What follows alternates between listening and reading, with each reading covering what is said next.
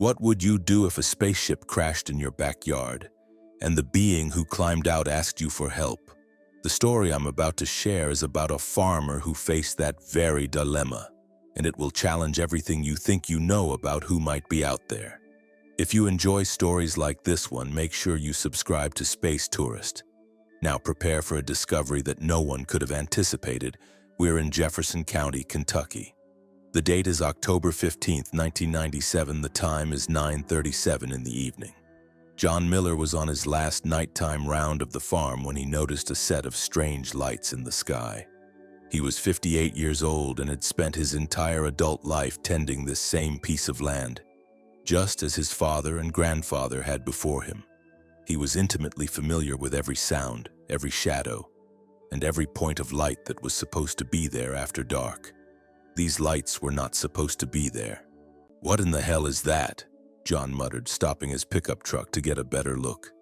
At first, he considered a helicopter or maybe a low-flying plane, but the object's movement was too jerky, too irregular for any aircraft he'd ever seen. The lights flashed in patterns that followed no aviation rules, and there was something about their trajectory that just felt wrong. John cut the truck's engine and stepped out into the sudden quiet, his gaze locked on the sky. The object, whatever it was closing in on his property. As it drew nearer, he could see with certainty that this was not a product of human engineering. Instinct took over, and his hand found the handle of the .38 revolver he always carried on his belt. 40 years of rural life had taught him to be prepared for anything, especially when that anything was flying straight for his farm in the middle of the night. The craft was oval, with a surface that reflected the moonlight in ways that seemed impossible. It moved with a fluid grace that defied everything John understood about aerodynamics. There was no engine noise, just a low, constant hum that he felt in his chest more than he heard with his ears. "Jesus Christ," John whispered, his knuckles white on the grip of his gun as the object passed directly overhead. The fear was sharp and visceral. In 1997, UFOs were still the domain of conspiracy theorists and Hollywood movies. Seeing something like this up close, alone on his isolated land, made John's heart pound with a mixture of raw terror and profound fascination. Then something aboard the craft began to fail. The steady lights started to blink out of sequence. The harmonious hum became a jarring, irregular drone. The smooth, effortless glide devolved into a worrying wobble. John didn't need to be an aerospace engineer to know he was looking at a vehicle in distress. "It's going to crash," he realized, watching the object struggle to hold its altitude. For a split second, John thought about running back to the house, locking the doors and pretending none of this had happened. Whatever that thing was, surely it was a problem for the authorities. But then a deeper instinct took over. This was his property. If something came down on his land, it was his responsibility. The craft managed a rough but controlled landing in the middle of his cornfield, carving out a circular clearing where the stalks were pressed flat but not snapped. Steam hissed from several vents on its surface. The lights flickered one last time and then went out completely. John stood frozen for a long moment, his hand still on his revolver, trying to process what he had just seen.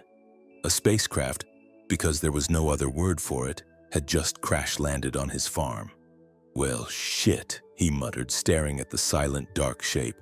Though fear made his legs tremble, John knew he couldn't just ignore it.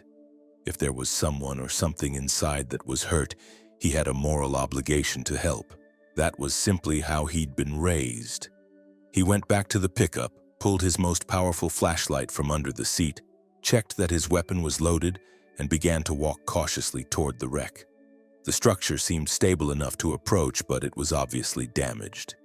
He could see fractures webbing across the metallic surface, and in some places a strange fluid was leaking out, casting a faint, eerie glow on the ground. Just then, an opening materialized on the side of the craft. The metal didn't slide apart or retract, it seemed to simply dissolve, revealing a dimly lit space inside. John's revolver was in his hand in an instant. He leveled it at the darkness and took a few steps back. "Who's there?" he shouted, his voice trembling only slightly. "Come on out, slowly. Let me see your hands." Something stumbled out of the ship. At the sight of it, John slowly lowered his gun, not out of relief but out of pure, unadulterated shock. The figure was humanoid and stood about his height, but its proportions were subtly different. Its skin was a deep, vibrant blue that seemed to have its own faint luminescence. Its eyes were larger than a human's, and they were filled with an unmistakable intelligence and with pain. The blue-skinned being took a few unsteady steps and then collapsed to its knees.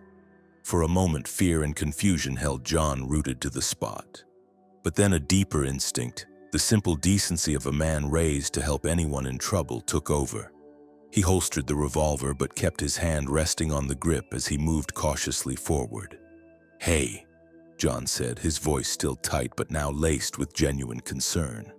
"Are you all right? Are you hurt?" The being lifted its head and met John's gaze. For a long moment that stretched out between heartbeats, they just stared at one another.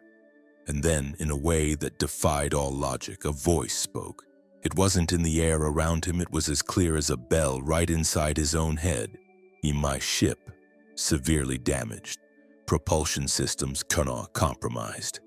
Can you help with the repairs?" The question wasn't spoken aloud, but it hit John with the force of a physical blow. He was standing face to face with a real alien, and it was speaking inside his mind, asking for his help. "I'm good at fixing things," John heard himself say, his voice hoarse with shock. "But I've never fixed anything like this. You have skills you do not fully comprehend," the voice replied, now tinged with a desperate hope. "I can sense a unique energy in the way you work with your hands. You may be able to help in ways neither of us can yet anticipate." John looked from the damaged craft to the injured blue creature, and he understood that he was about to make a decision that would change his life forever. John Miller was not a man who went looking for trouble. At 58 years old, he had carved out a deliberately simple existence based on hard work, traditional values, and the practical belief that most problems could be solved with your own two hands and a little common sense. He'd been single for more than a decade after an amicable divorce, and he found a quiet satisfaction in his solitude and a deep pride in his self-sufficiency.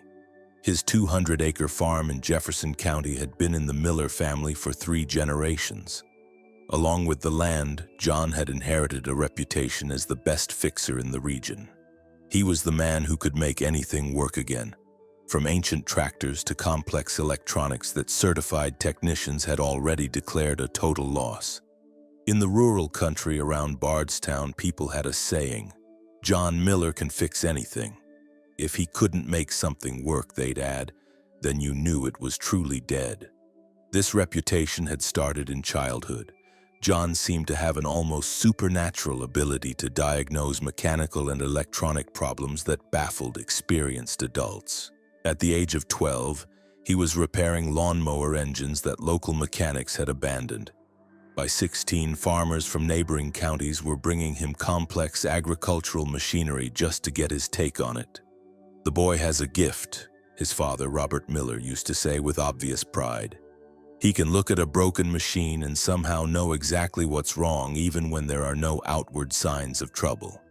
In school, John was never an exceptional student in traditional subjects, but his teachers recognized that he possessed a different kind of intelligence, a practical wisdom that went far beyond textbooks. He could solve problems through intuition and hands-on experience that often left college-trained engineers puzzled. After graduating from high school in 1957, John served 2 years in the Army. Even in the military, his reputation as a fixer followed him. Sergeants would frequently seek him out when vehicles or communication equipment failed in ways the technical manuals couldn't explain. As his supervising sergeant noted in his discharge evaluation, "Miller has a special touch. He can make dead radios talk and broken Jeeps run. I don't know how he does it," his sergeant had written in his discharge evaluation. "But I've never seen anything like it. The man has a special touch. He can make dead radios talk and broken Jeeps run." When he returned to the family farm, John gradually took over the operation as his father aged. He modernized where he needed to, but he always preferred equipment he could understand and repair with his own hands, rather than depending on complex new technology that required outside specialists. In the 70s, he married Linda Patterson, a local school teacher who was drawn to his steady nature and his quiet dedication. They were happy for 15 years, but their marriage eventually dissolved. Not from conflict, but from a fundamental difference in what they wanted from life.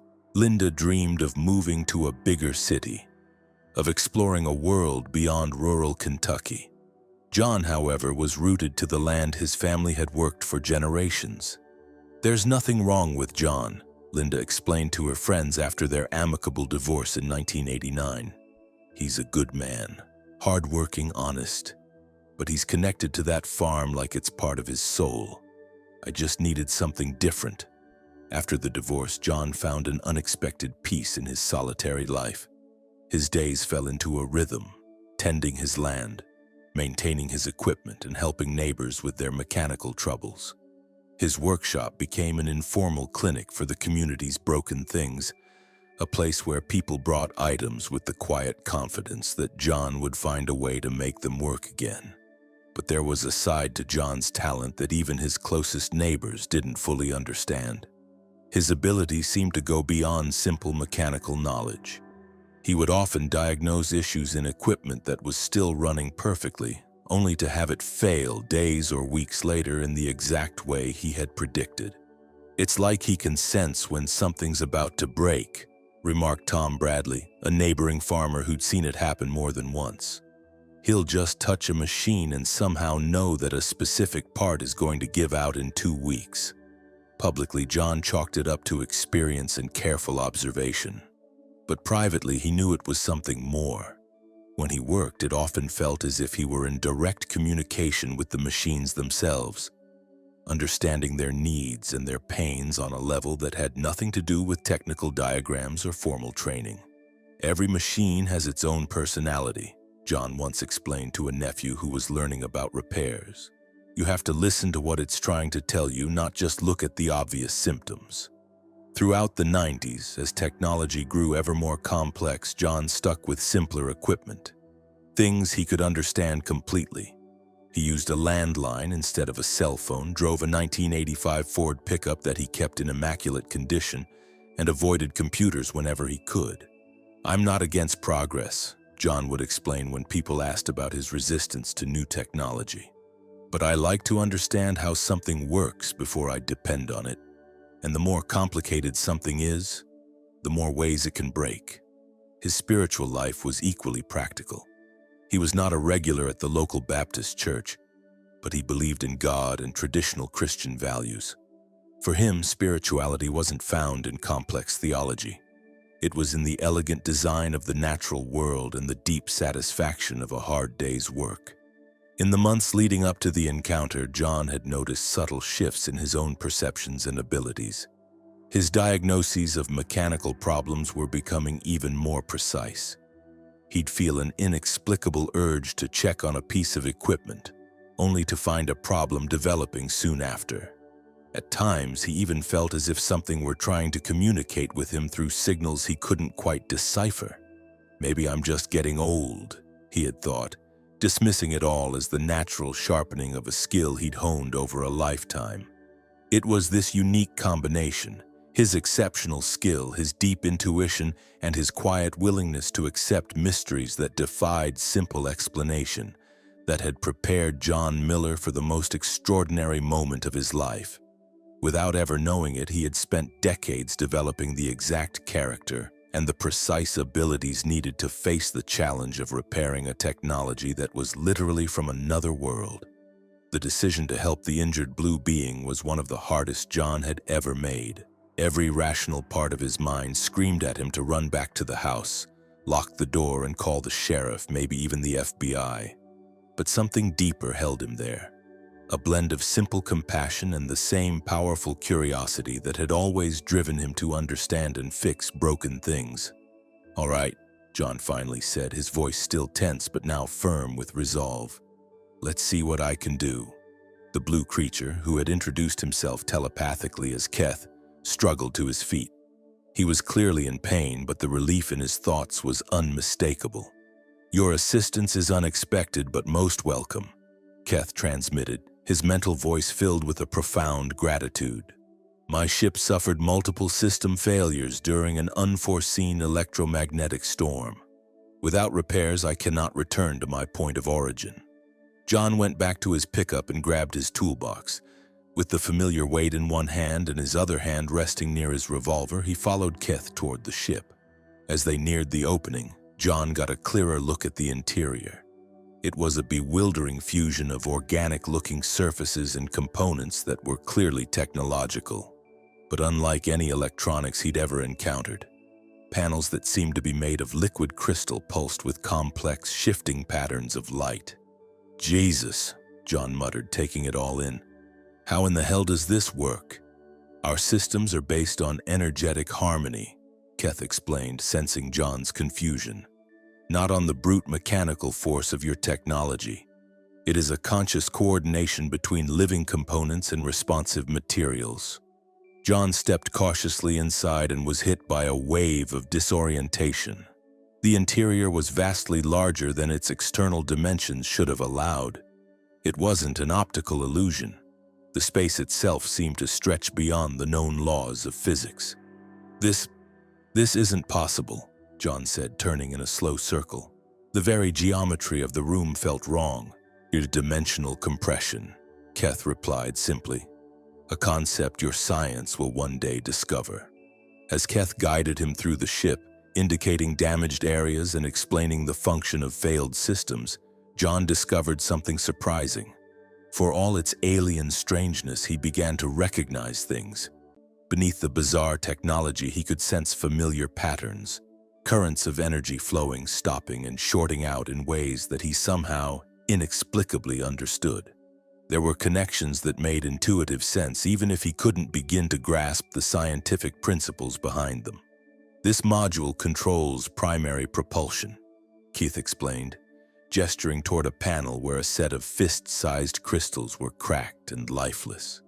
The harmonic resonators were misaligned by an electrical overload. John reached out and carefully touched the damaged crystals. The moment his fingers made contact, he felt something extraordinary, a jolt of perception. It was as if he could feel the energy that was supposed to be flowing through them, now blocked and scattered by the tiny fractures. "I can feel what's wrong," John said, surprised by his own words. It's like an engine that's out of tune. You can just hear it's not running right even when you can't see the problem."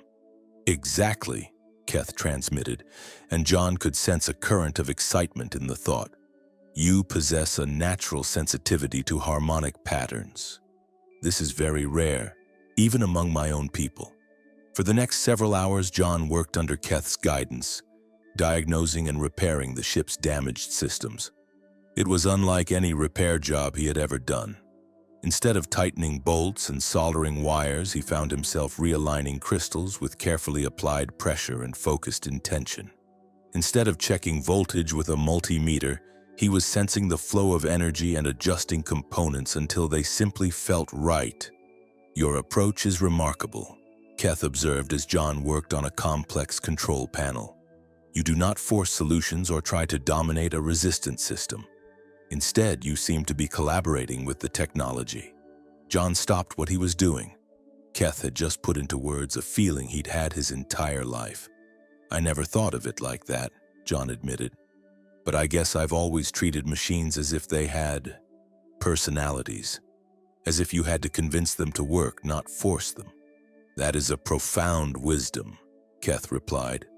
"Truly advanced technology requires a cooperation between consciousness and matter. It is a principle your species is only beginning to learn." As they kept working, John found that his abilities were sharpening in this strange environment. He could sense problems in systems Keth hadn't even pointed out yet. He could feel when an adjustment was right through a surge of energy, a kind of feedback he'd never gotten from earthly machines. "This isn't normal," John said, watching a set of crystals he'd just realigned begin to pulse with a harmonious light. "I shouldn't be able to do this. I don't understand how any of it works." Intellectual understanding is not always required for effective action, Keth explained patiently. You are operating from an intuitive wisdom that goes beyond formal knowledge. It is a far more valuable gift than your culture currently recognizes. The critical moment arrived when they came to what Keth called the ship's harmonic core.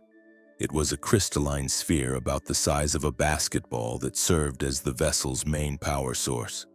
The sphere was completely dead, cracked in several places, and it gave off a feeling of profound wrongness that John could literally feel in his bones.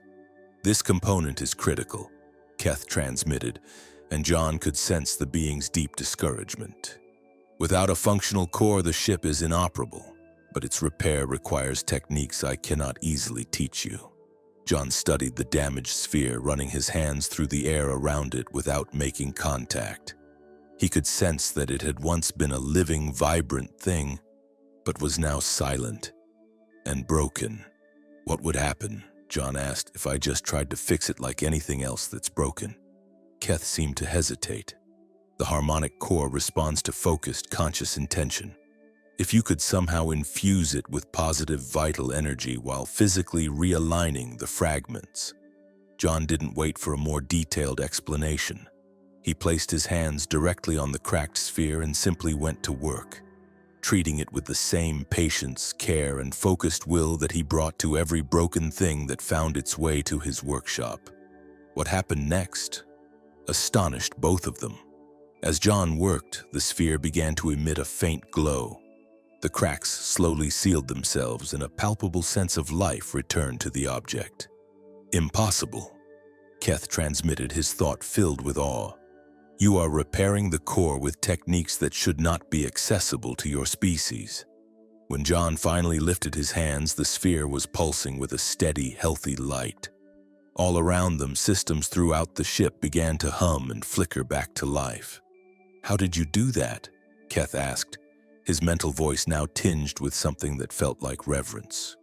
Same way I fix anything, John replied, not yet fully grasping what he had just done. You listen to what's wrong, you feel what needs to be adjusted, and you work with care until it's running right again. But this was only the beginning. The events of that night would set in motion a series of discoveries that would completely reshape John's understanding of himself and his purpose in the world. Over the next 3 days, Keth remained on the farm, running final recalibrations and allowing the ship's energy systems to stabilize.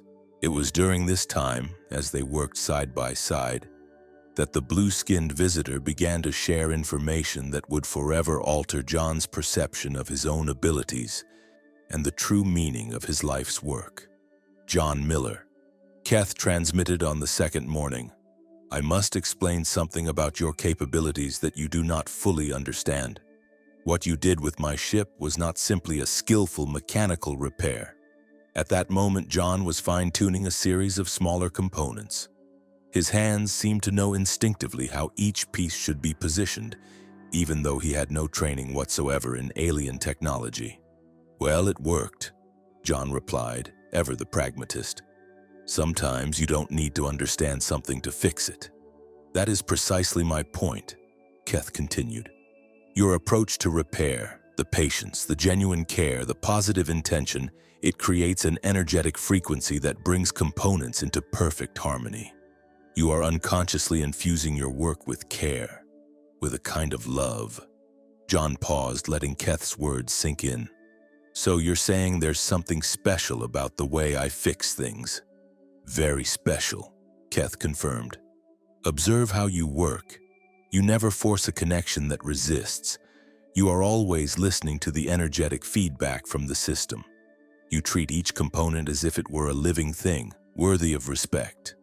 Your approach recognizes the consciousness that is inherent in all matter. In the conversations that followed, Keth introduced ideas that challenged everything John thought he knew about work, technology, and even spirituality. In truly advanced civilizations, Keth explained, there is no separation between a job and a spiritual practice. Every profession, whether a farmer like John, a healer, or a builder, is understood as an opportunity to channel conscious energy for the good of the whole.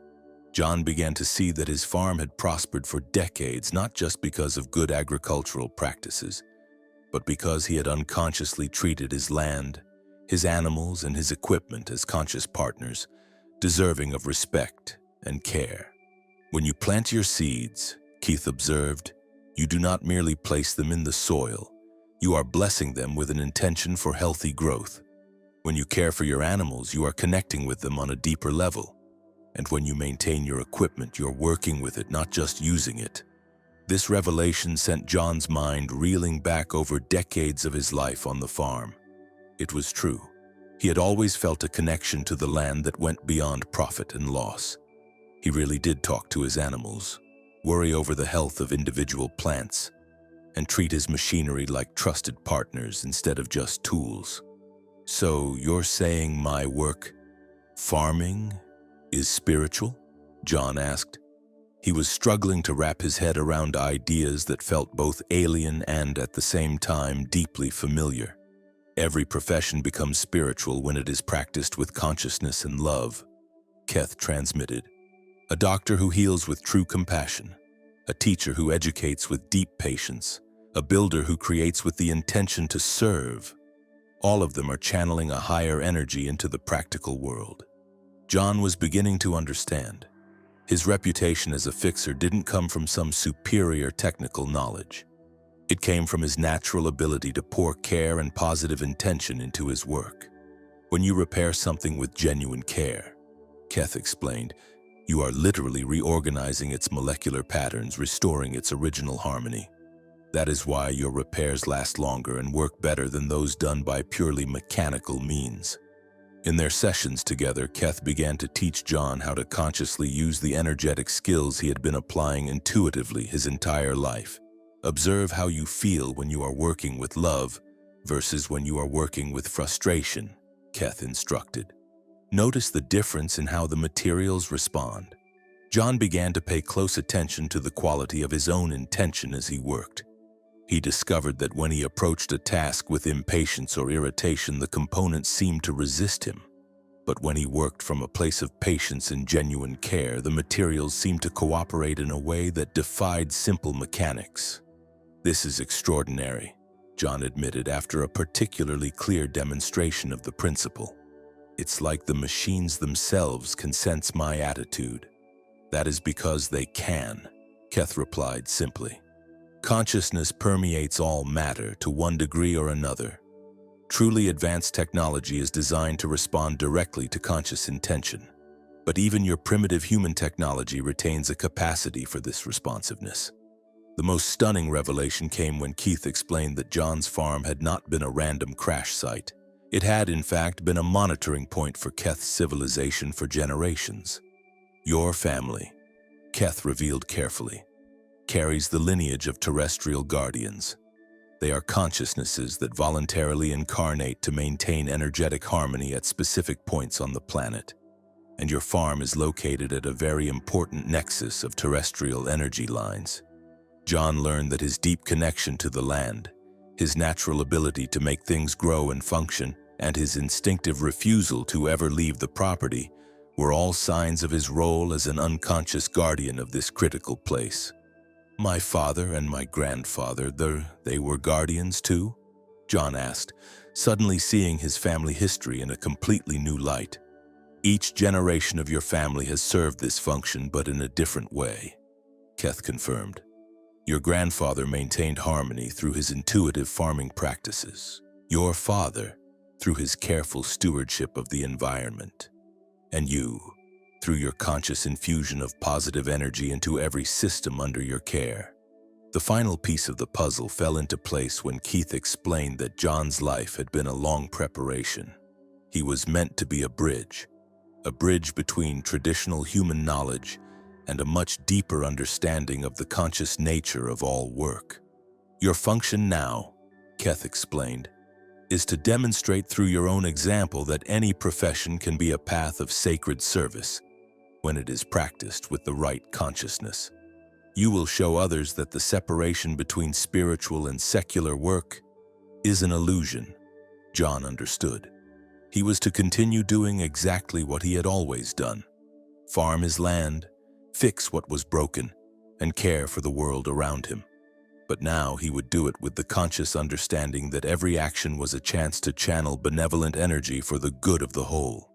"So I don't need to change my life," John said, a wave of relief washing over him.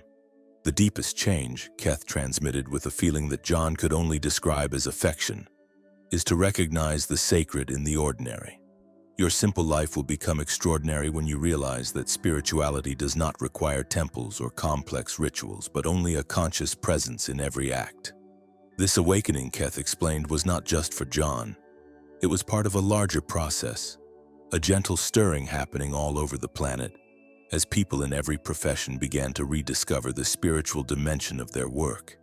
Despite the incredible things he had witnessed while working with Keith, John Miller now faced weeks of profound doubt.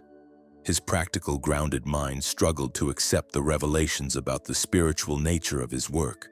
The implications were so vast, so transformative, that a part of him desperately searched for a more conventional explanation, one that would allow him to go back to being just an ordinary farmer. This internal battle began the morning after Keth's departure. John woke up in his own familiar bed and tried to make sense of the last 3 days. In the clear morning light, surrounded by the familiar objects of his home, the whole encounter began to feel unreal, like an elaborate dream. "Maybe I'm going crazy," John muttered to himself as he made coffee, staring out the window at the cornfield where the ship had landed. There were no visible marks, no physical evidence that anything out of the ordinary had taken place. He spent the entire morning searching for proof. He scoured his workshop for any tool that might bear some trace of alien technology. He walked the field looking for any disturbance in the soil. He even checked himself for any new abilities that might confirm what Keth had told him. Nothing, he concluded with a mixture of relief and disappointment. Everything is exactly the same. This lack of tangible evidence fed a growing doubt. John began to wonder if he'd had some kind of breakdown, maybe brought on by stress or loneliness or even exposure to farm chemicals. A second wave of doubt soon followed, and this one was even more unsettling. He began to question the implications of what Keth had said, that his simple life's work had a profound spiritual dimension. The idea went against decades of practical thinking, of seeing work as a basic economic necessity. "Work is just work," he said to himself one difficult morning. "You do what needs to be done to survive, to keep the property running. All this talk about conscious energy and terrestrial guardians, it's madness." The idea that he might be something more than an ordinary farmer made him deeply uncomfortable in a way he couldn't quite articulate. John had built his identity on humility, hard work, and practicality. The suggestion that he possessed some kind of special cosmic role seemed to violate everything he believed himself to be. A third wave of resistance came in the form of social fear. John lived in a conservative rural community that valued common sense, traditional faith, and a healthy skepticism for anything that smacked of the New Age or unconventional spirituality. "If I start talking about aliens and conscious energy," John worried, "they'll think I've lost my mind. I'll lose my reputation, maybe even my business." He imagined the scenarios: neighbors avoiding him at the store, the church congregation viewing him as someone influenced by unholy forces, his credibility as a trustworthy repairman shattered by association with ideas most people would find absurd. The fourth wave of doubt was perhaps the most fundamental of all. John began to question whether he even wanted Keth's revelations to be true. Accepting that he was a terrestrial guardian with cosmic responsibilities meant giving up the very simplicity he had cherished for so long. "I like my life the way it is," he reflected one night walking the perimeter of his land. "It's simple, it's understandable. I know exactly what my role is. Why complicate things with spiritual duties I never asked for?" There was also a deeper fear, that embracing these new ideas might fundamentally change his relationship with the work he had always loved. What if being conscious of the spiritual dimension of farming and repair made those activities feel self-conscious or artificial? What if thinking about conscious energy got in the way of the natural, unthinking intuition that had always guided his hands? The fifth wave of resistance centered on questions of free will. If Keth was right, if John was part of a long line of guardians, did that mean his entire life had been predetermined? I made my own choices, John insisted to himself. I chose to stay on the farm. I chose this work. I chose this life. I'm not some puppet in a cosmic plan. The thought that his life's decisions might have been unconsciously guided by some genetic or spiritual programming was deeply unsettling. It seemed to cheapen his autonomy, to turn accomplishments he was proud of into the mere fulfillment of a destiny he never chose. The sixth wave of doubt was religious, touching the very core of his faith. John had been raised in a conservative Christian tradition that emphasized a personal relationship with Jesus Christ, and was wary of any spirituality that wasn't explicitly biblical. What if these ideas about conscious energy and terrestrial guardians are incompatible with my faith? John wondered during moments of deep spiritual anguish. What if accepting what Keth said means turning my back on God? He spent several nights with his Bible, searching for passages that might help him reconcile his extraordinary experience with the familiar doctrines of his church. But the lack of clear references to benevolent aliens or the spiritual dimension of secular work left him feeling more confused than ever. About 2 weeks after Keth's departure, at the lowest point of his doubt, John seriously considered trying to forget the entire episode. Maybe it would be better to just pretend none of this happened, he thought one difficult morning. Just keep farming, keep fixing things, and live the simple life I've always lived. Leave all this talk about guardians and conscious energy to people who are more spiritual than I am. But even as he tried to convince himself to let it go, John realized that something inside him had fundamentally changed. He could no longer work on his equipment or tend his land without being aware of the energetic qualities Keth had described.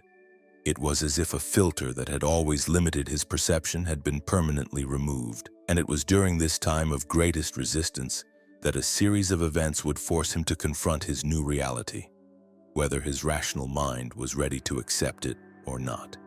The proof that would finally silence his doubts arrived on a seemingly ordinary morning 3 weeks after Keth's departure. John was trying to fix a tractor that had broken down in the middle of harvest season. Normally, this would be an expensive inconvenience, but with the corn ready to come in, a delay threatened his entire crop. On the surface, the problem was simple. The engine had just stopped dead during operation. But after 2 hours of standard diagnostics, John couldn't find the cause. Fuel, ignition, compression, electrical. Every system he checked seemed to be working perfectly. "Damn it," John muttered, wiping his grease-stained hands on his overalls. He was going to have to call a mechanic from town, and that was going to cost a fortune. But just as he reached for the phone, he remembered Keth's words. He remembered the advice about his natural approach to repair, about listening to the energetic feedback from a system and collaborating with its intended function. "Well," John said to himself, feeling a little foolish, "can't hurt to try." Instead of looking for another mechanical failure, he simply placed his hands on the tractor's hood and listened. Not with his ears, but with the deep, intuitive perception that Keth had described. Almost immediately, he felt something he had never experienced with such clarity. It was as if the tractor itself were communicating with him, sending out a feeling of misalignment that wasn't in any single component, but in the entire system. "Interesting," John murmured, following the sensation. It led him to a section of the engine he had already inspected and found to be in perfect working order. This time, instead of looking for a visible problem, he just placed his hands on the parts and paid attention to the energy they were giving off. One component, an alternator that had tested perfectly, radiated a feeling of fatigue. It felt as if it were struggling to keep up, even though it was still technically within spec. "You're tired, aren't you?" John said to the alternator, feeling only slightly ridiculous for talking to a piece of machinery. Following an impulse he couldn't explain, John removed the alternator and examined it again. This time, instead of just testing its electrical output, he focused on the quality of the energy it was producing. There was something subtle but definitely wrong. Not a mechanical failure, but a kind of energetic disharmony. For the next 15 minutes, John simply held the alternator in his hands, focusing the same kind of healing intention on it that he had used on Keth's ship. He didn't know exactly what he was doing. He just followed an instinct that told him to treat the part with care, as if it were a living thing that needed to be soothed. When he reinstalled the alternator and turned the key, the tractor's engine roared to life. It ran more smoothly than it had in months. "Can't be," John said, shutting the engine off and starting it again, just to be sure. But the problem was gone. This was only the first of several demonstrations that would follow in the coming weeks. The second occurred when John went over to his neighbor Tom Bradley's farm. Tom was struggling with an irrigation pump that a team of specialists had already declared a lost cause. The pump worked intermittently with no discernible pattern, frustrating every attempt at a conventional diagnosis. "John, can you take a look at this thing?" Tom asked, his voice laced with desperation. "The experts say I need a new one, but I don't have $5,000 to spare right now." John examined the pump using his new approach, paying attention not just to the mechanics of the system, but to its energy as well. He quickly sensed that the problem wasn't in the pump itself, but in the electricity that was feeding it. "Tom," John asked, "when was the last time you checked the wiring that runs from the main box out to here?" "Couple of years ago, maybe 3, Tom replied. "But the technician said the voltage was fine." "The voltage might be fine," John explained, "but the quality of the energy could be unstable." John traced the electrical line and found several connections that were technically sound but were creating a subtle resistance, causing irregular fluctuations in the current. It was the kind of problem that wouldn't show up in a standard test, but it was enough to disrupt the pump's operation. After cleaning the connections and applying what he now secretly thought of as a harmonizing intention to the whole system, the pump began to work perfectly. "How in the hell did you know to look there?" Tom asked, clearly impressed. "Just experience," John replied, not yet ready to start explaining the concept of energetic perception. The third demonstration was even more dramatic. John got a call from the Peterson dairy farm.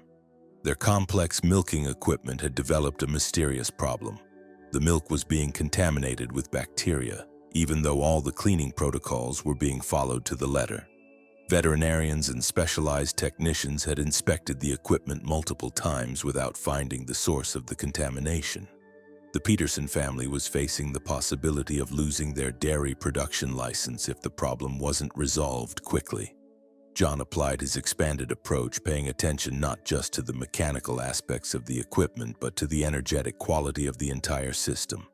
He discovered that one of the cleaning components was functioning mechanically, but it wasn't creating the kind of energy field required to inhibit bacterial growth. "This is going to sound strange," John said to Bill Peterson, "but I want you to try running the cleaning cycle with the conscious intention that the system is creating a perfectly clean and healthy environment for the milk." "What?" Bill replied, clearly confused. "Just focus on really wanting the equipment to create a clean environment," John explained, doing his best to sound practical and not completely insane. "Don't just go through the motions." Bill followed John's suggestion, and to everyone's astonishment, the bacterial contamination stopped immediately. "It makes no scientific sense," Bill admitted, "but it worked." But the most convincing demonstration of all came when John was asked to look into a series of problems at the local rural school. Multiple systems, heating, electrical, even the kitchen equipment, had all begun to fail at the same time for no identifiable reason. "It's like the entire building is sick," the principal, Mrs. Henderson, explained. "We've had different technicians look at each system and they can't find anything specifically wrong, but nothing is working right." John spent a full afternoon at the school applying his expanded perception not to any single system but to the building as a whole. What he found was fascinating. There was a kind of energetic disharmony that permeated the entire structure, as if the building itself were stressed and out of balance. He traced the source of this disharmony to a new cell phone tower that had been installed 3 months earlier. It was creating a subtle electromagnetic interference, the kind that wouldn't show up on conventional tests, but was affecting all of the school's sensitive systems. "The solution is going to sound completely crazy," John warned Mrs. Henderson. He suggested that for 1 week, everyone, the teachers, the staff, even the students, should focus positive intention on the building. He told her to ask them to express gratitude for the school, to visualize all its systems working in harmony, to treat the building itself like a living space that deserved their care. Mrs. Henderson was desperate enough to try anything. The following week, she launched a school appreciation program, and the entire community took part in activities focused on valuing and caring for the building. To the astonishment of everyone involved, the systems began to work normally again. "I can't explain it scientifically," Mrs. Henderson admitted to John. "But whatever you suggested, it clearly worked." As these demonstrations piled up over the next few weeks, John could no longer deny the reality of his expanded abilities. He had consistently diagnosed and solved problems that had stumped specialists, using methods that went far beyond conventional knowledge. Keth was right. John finally admitted to himself one quiet night on his farm. "There is something different about the way I work, and whatever it is, it's getting stronger." With his doubts finally silenced by the steady weight of proof, John was ready to receive a deeper understanding, revelations that would completely transform his view of work, spirituality, and the true purpose of human existence. That understanding arrived unexpectedly. He was working late in his workshop one evening when he felt a familiar presence approaching. It wasn't Keth returning in person.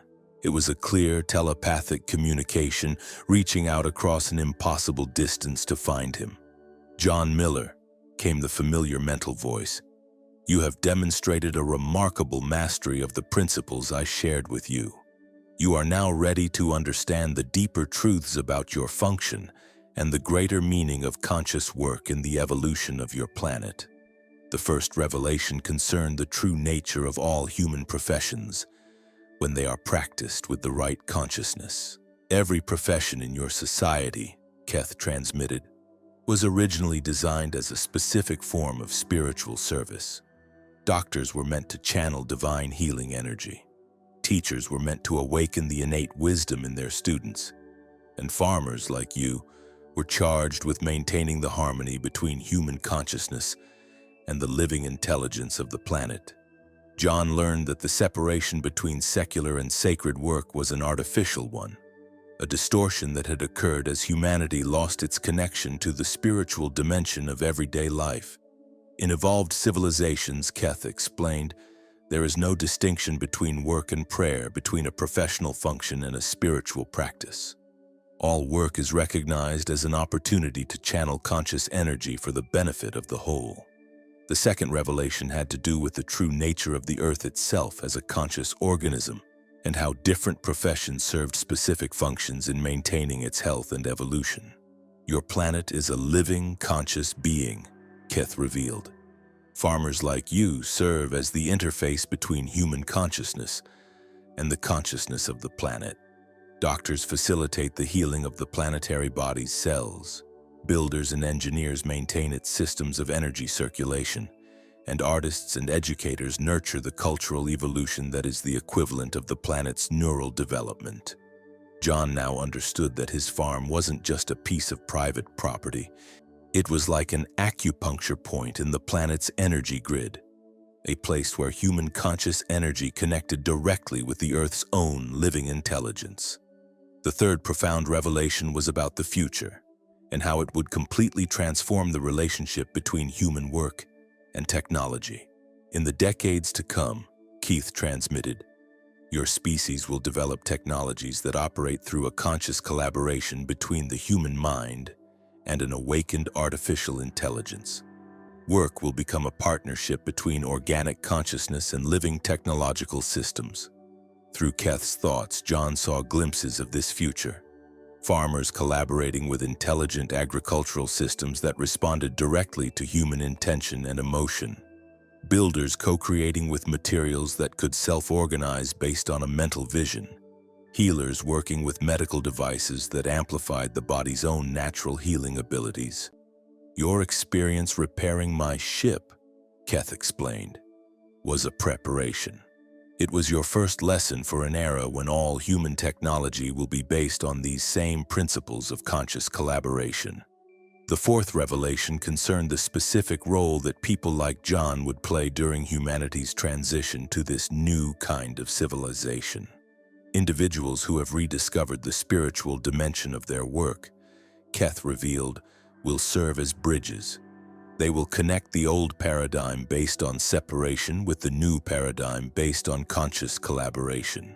Through your own example, you will demonstrate that work can be both practical and sacred. John understood. He had been prepared not just to apply these principles on his own farm, but to teach others how to integrate spirituality with their professional lives in a way that honored both practical efficiency and service to the greater good. The fifth revelation was about the spiritual lineage of the Miller family and how previous generations had served a similar function in their own times. Your great-grandmother was a natural healer who used medicinal plants, Keith revealed. Your grandfather facilitated a harmony between the human community and the local ecosystem through his intuitive farming practices. Your father maintained the energetic stability of this place during a period of rapid industrialization. Each generation adapted the same essential function to the needs of its time. John now understood that it was no coincidence that the members of his family had always been known for having a special touch with plants, animals, and machines. It was the outward expression of an inherited ability to harmonize conscious energy with the material world. The sixth revelation had to do with the tools John used and how they could be consciously amplified to make his work even more effective. Your hands, Keith transmitted, are instruments for channeling energy. Your focused intention is the most advanced technology you possess for the harmonious reorganization of matter. And your genuine compassion generates a frequency that automatically brings systems into their optimal state.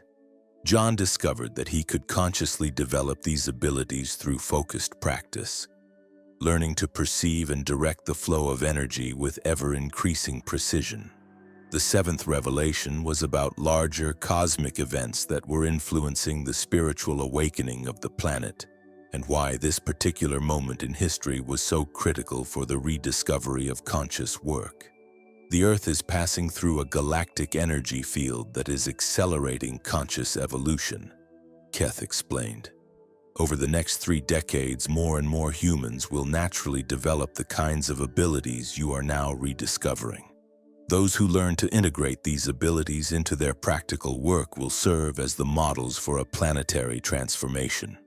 The final and most extraordinary revelation of all concerned the fundamental nature of reality itself, and how a deeper understanding of it would completely transform human ideas about work, purpose, and success.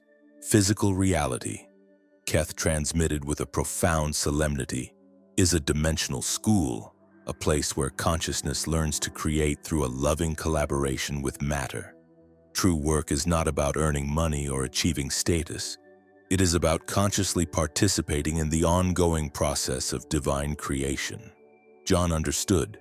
Every task he performed, from planting a seed to fixing a piece of machinery, was an opportunity to collaborate directly with the fundamental creative forces that organized and sustained all of existence.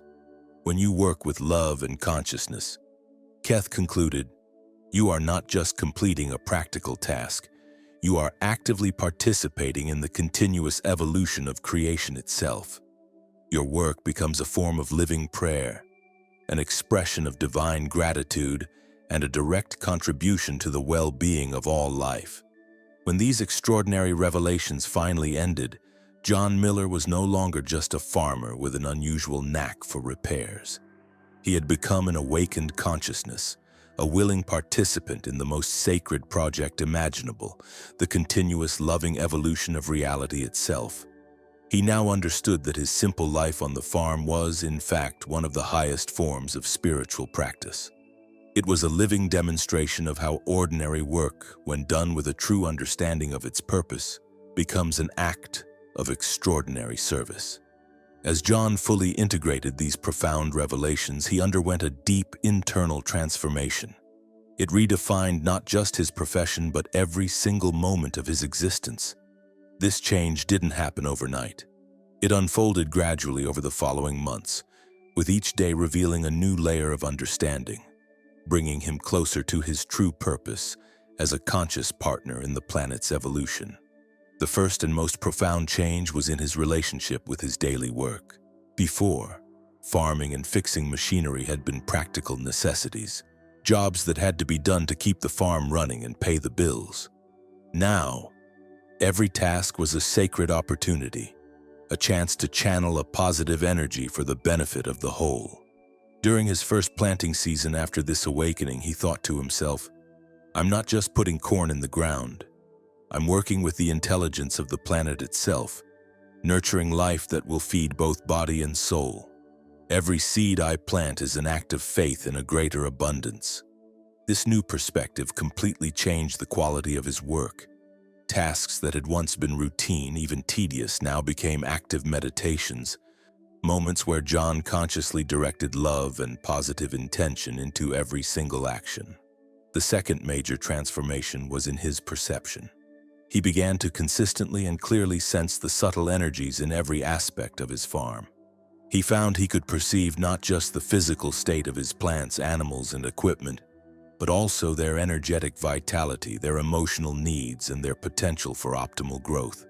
"It's like I've developed new senses," he wrote in a journal he had started to document his experiences.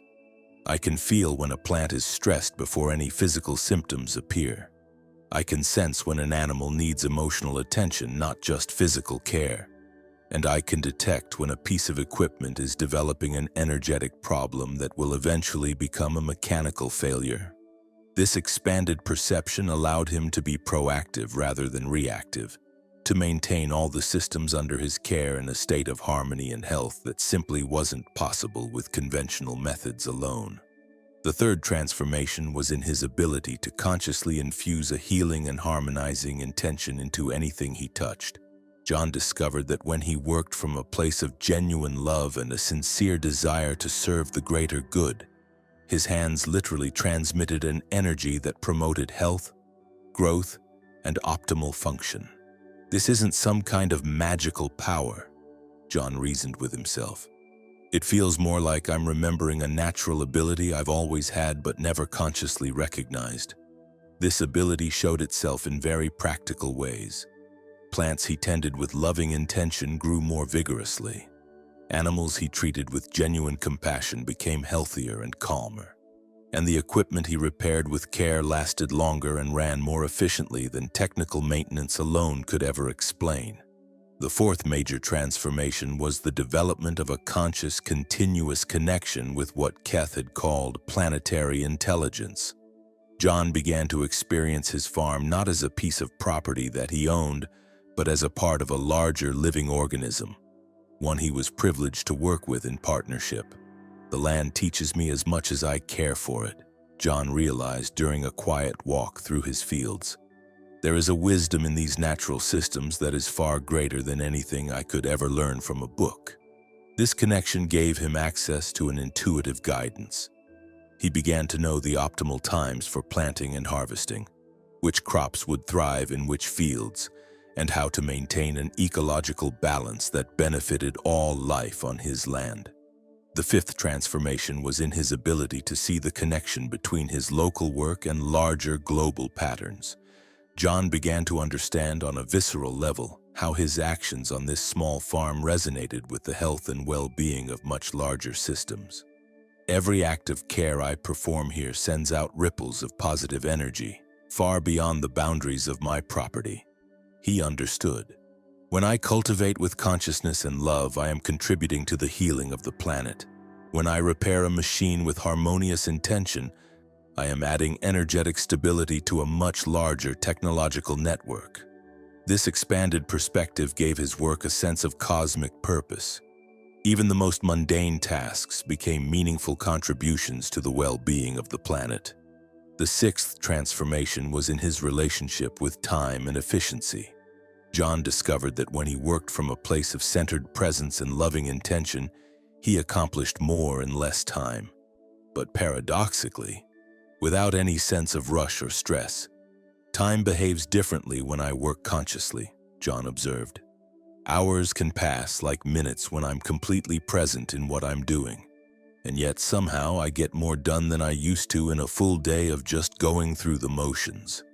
The seventh transformation was in his natural ability to inspire a similar awakening in others, just through his example and his presence. Without ever trying to teach or convert anyone, John found that neighbors and visitors often experienced a shift in their own relationship with work after spending time on his farm. "There's something different about John's place," his neighbor Tom Bradley commented after a few visits. "I can't put my finger on it, but being there just makes me rethink my own approach to farming. It's like the whole farm radiates a kind of peace and purpose that's contagious." The eighth transformation was in the harmonious integration of his practical competence and his spiritual wisdom. John discovered that his expanded abilities didn't make him any less effective in the technical aspects of his work. In fact, they amplified his skills in ways that surprised even him. "Spirituality didn't make me less practical," John reflected. "It made me more practical in a way that goes beyond conventional technique. I can still use all the skills I've developed over the decades, but now I have access to a whole other dimension of knowledge and capability." The ninth and most profound transformation was this. John came to understand his own nature, not as an idea, but as a direct lived experience. He saw that he was an individual expression of a universal consciousness, serving a specific purpose in the planet's evolution. This wasn't just a belief he held, it was a reality he experienced, a natural and constant part of his awakened awareness. With absolute clarity, he understood. "I am not John Miller, a man who has a spiritual connection to his work. I am universal consciousness itself, exploring what it is to serve planetary evolution through the role of John Miller, farmer and repairer. My personal identity is simply the vehicle for an eternal purpose." Taken together, these transformations forged John Miller into a unique presence in his community. He was still a man of exceptional practical skill, yet he now radiated a quality of consciousness that seemed to elevate anyone sensitive enough to feel the extraordinary depth that had awakened inside him. He had truly become a bridge between worlds. He was living proof that a person could be completely grounded in practical everyday work, while at the same time serving as a conscious partner in the ongoing evolution of creation itself. His farm had become a living testament to this truth, a place that showed how any ordinary job could be transformed into an act of extraordinary service when performed with a true understanding of its sacred purpose.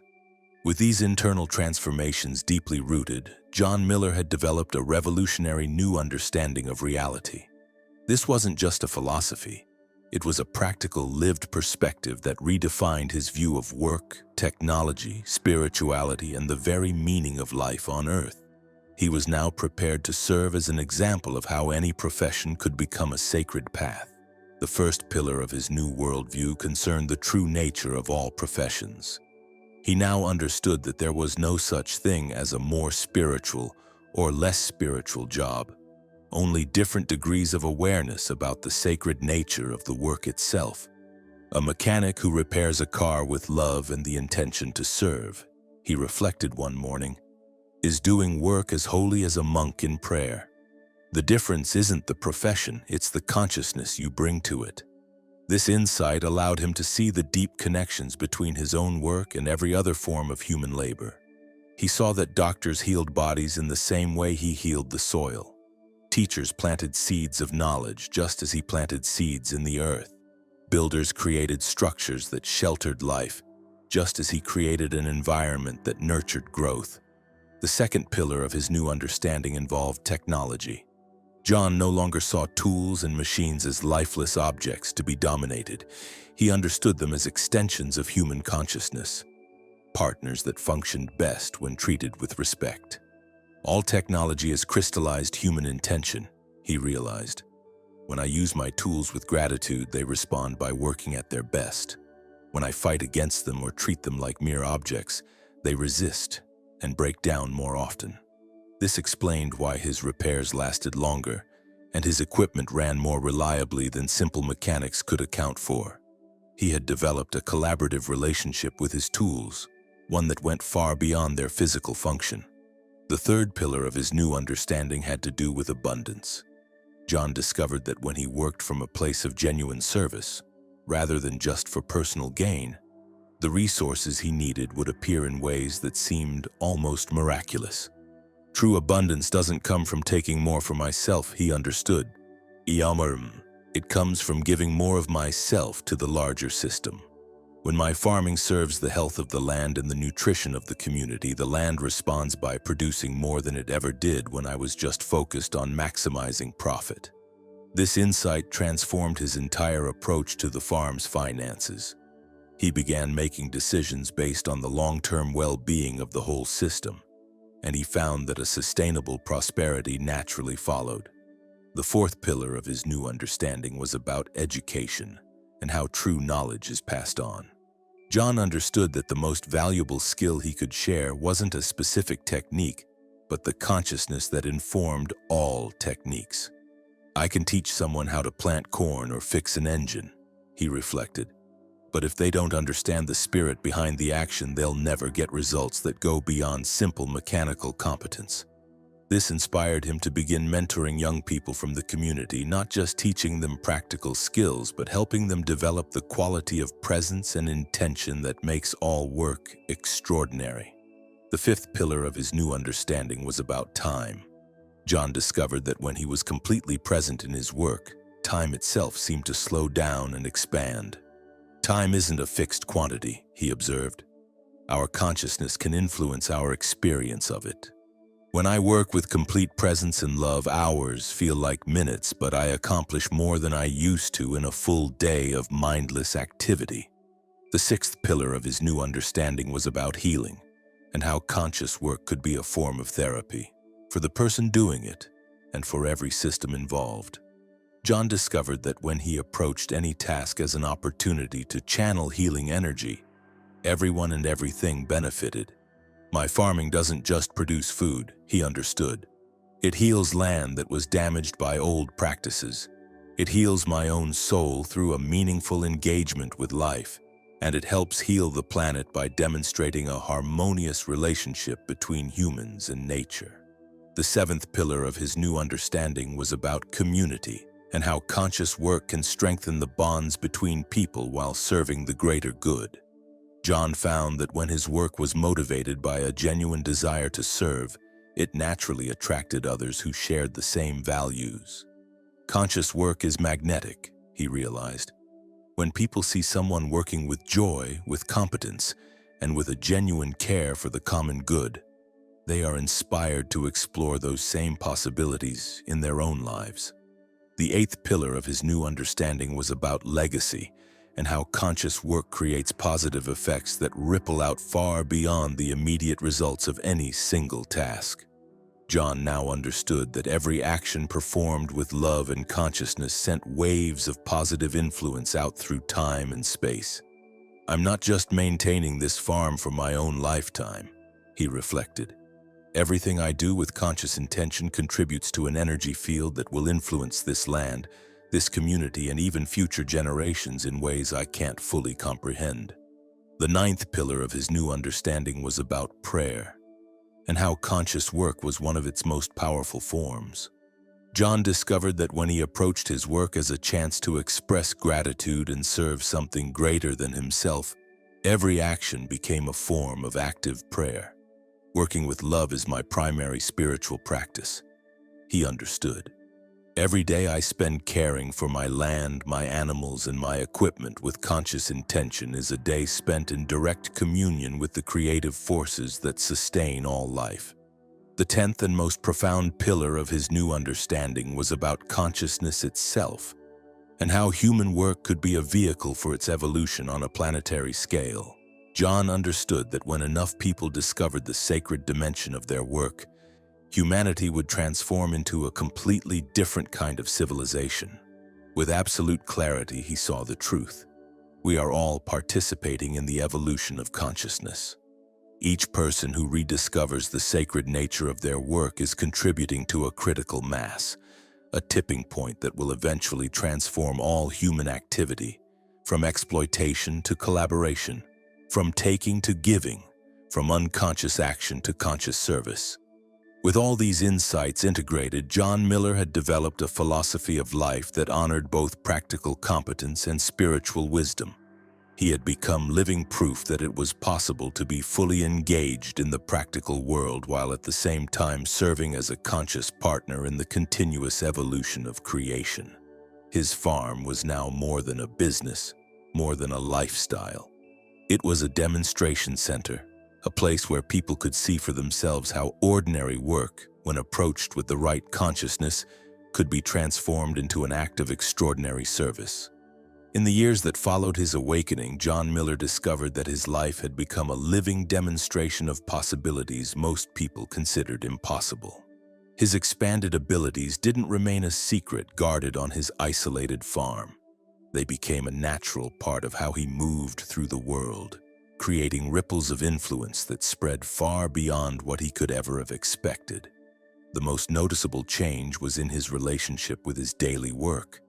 Neighbors and visitors began to notice that he seemed to have an almost magical connection with his land, his animals, and his equipment. The plants in his fields grew more vigorously. His animals were exceptionally healthy and calm, and the machinery he maintained ran with a reliability that defied normal expectations. John Miller has a special gift, a neighboring farmer named Bill Peterson remarked during a local co-op meeting. It's like he can talk to the land itself. His crops are always the best in the region, and his equipment never breaks down when he needs it most. But John never publicly revealed the true source of his abilities. Instead, he attributed his success to careful attention and a deep respect for his land and his equipment. This natural humility made his talents seem less like a supernatural power and more like an inspiring example, proof that any dedicated person could develop a similar relationship with their work. In the 5 years that followed his awakening, John began to attract attention from farmers all over the state, from agricultural technicians and even from a few researchers who were interested in studying his apparently intuitive methods.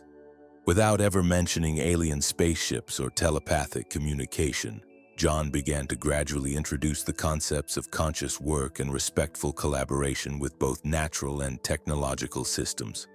The secret, he would explain during workshops he began to offer for other farmers, is understanding that farming isn't about dominating the land. It's about forming a partnership with it, and your equipment works better when you treat it like a trusted partner, not just a tool. These presentations had a profound impact. The agricultural professionals who implemented John's approach discovered significant improvements in their productivity, their sustainability, and their own personal satisfaction with their work. Many reported developing a deeper intuition about the needs of their land and a stronger emotional connection to their jobs. John Miller is quietly revolutionizing how we think about agriculture and rural work, observed Dr. Sarah Mitchell, a sustainable agriculture specialist who studied John's methods for over 2 years. He is demonstrating that when we combine genuine respect with technical competence, we achieve results that far exceed what either approach can do on its own. But perhaps the most significant impact of John's work was on the ordinary people who visited his farm or attended his workshops. Many reported having transformative experiences, moments of insight into the sacred potential of their own work, a new understanding of how to find a deeper purpose in their daily activities, and an inexplicable feeling of connection to something larger than themselves. There is something special about how John approaches work, a teacher named Maria Santos wrote in an online review that went viral. He made me realize that teaching isn't just transmitting information, it's nurturing human growth. After seeing how he treats every aspect of his work as sacred, I began to approach my own classroom in the same way. In his conversations with visitors and workshop participants, John often met people who seemed to be going through their own awakenings. Without ever forcing the conversation or offering unsolicited advice, he would simply offer a compassionate presence and a listening ear, creating a safe, non-judgmental space where others could process their own revelations. I met John at a time when I was questioning whether my work as a mechanic had any real meaning, shared Tom Richardson, who had attended one of the workshops. He never talked about spirituality directly, but something about the way he treated his equipment with such respect and care, it just made me rethink my own approach. Now I see every repair as a chance to restore something to its intended function. John's telepathic communications with Keth continued sporadically over the years. They evolved from direct guidance into simple confirmations that he was on the right path, and encouragement to continue serving as an example of conscious work. Itezud John Miller. Keth transmitted during one of their more recent communications, "You are demonstrating exactly how a spiritual awakening can be integrated into a practical, everyday life. Your farm has become a beacon," Keth transmitted during one of their more recent communications, inspiring others to find the sacred dimension in their own work. John also discovered he was not alone. Through connections that seemed to form on their own, he found a network of dozens of others across the country who were sparking a similar awakening in their own fields. There were doctors who combined healing intention with conventional medicine, educators who approached teaching as a sacred practice, and builders who saw every project as a chance to serve a genuine human need. "We're all part of the same awakening," John reflected one night in his fields. "Each of us is just showing in our own way how ordinary work becomes extraordinary when you do it with consciousness and love." Now, more than 7 years after his first contact with Keth, John Miller is one of the most respected voices in sustainable agriculture and conscious work in the American Midwest. His humble but extraordinarily effective approach has inspired hundreds of others to expand their own work beyond its purely technical limits. But his greatest legacy is the simple truth he demonstrates every day, that any ordinary person can transform an ordinary job into an extraordinary path of service. All it takes is the understanding that every profession holds the potential to channel something divine when it is practiced with love, with consciousness, and with the intention to serve something greater than oneself. As you listen to this story, know that you are living in an age when awakenings like John Miller's are happening all over the world. If you have ever felt that your job could be more than just a way to earn a living, if you have ever had a moment at work where you felt truly connected to a higher purpose, if you have ever had an intuition that what you do could serve a greater good, then John's journey is your confirmation. It tells you that those feelings are real. The message at the heart of John's extraordinary transformation is both simple and revolutionary. It is this: your current profession, whatever it may be, becomes your spiritual path the moment you infuse it with love and conscious intention. You do not need to abandon your work to find a sacred purpose. You only need to discover the sacred dimension that is already waiting within the work you do every day. If you are someone who works with your hands, whether you fix things, build things, cook, or create, John's story is a reminder. It shows us that a loving intention can produce results that go far beyond what technical skill alone can explain. The abilities John developed, the intuitive perception of problems before they manifest, the power to make equipment last longer through conscious care, the capacity to create abundance through genuine service, are not special gifts unique to him. They are latent potentials that exist within all of us, waiting to be activated by love and an intention to serve. Remember that transformative encounters like John's experience with Keth are not random events. They are part of a larger process that gently awakens us to the possibilities that have always been there just beneath the surface. If you feel a pull to approach your work with more consciousness, if you experience moments of deep satisfaction when you work with genuine care, if you have intuitions about how your job could benefit a larger system, then this may be a sign. It may be that you too are being prepared to discover the sacred dimension of your own profession. The transformation John experienced, from a competent farmer into a living demonstration of conscious work, shows us that it is possible to live a completely practical life while also serving as a channel for the benevolent forces that guide our planet's evolution. You don't need alien technology or a dramatic mystical experience to awaken to the sacred nature of your work. You only need the willingness to approach your daily tasks with genuine presence, with a loving intention, and with the understanding that you are part of something much, much greater than yourself. The universe is full of opportunities to transform ordinary work into extraordinary service. Your own preparation for this can begin today, simply by paying more attention to the quality of your intention and by choosing to see your work as a chance to express genuine care for the world around you. You are living in a time of awakening, a time when truths about the sacred nature of work are being rediscovered in every profession. The only question that remains is this: are you ready to discover how your job can become your spiritual path through the power of consciousness and love in action? And now, a question for you who have just heard this story. Have you ever had experiences where you felt a deeper connection to purpose through your work? Have you noticed that when you act with genuine care and intention, the results seem to transcend technical expectations? Share your own stories in the comments below. You may find that you have more potential for conscious work than you imagine. If this story about transforming common work into a sacred path resonated deeply with you, please subscribe to Space Tourist and ring the bell so you don't miss other narratives that explore how a spiritual awakening can be integrated into our practical, everyday lives.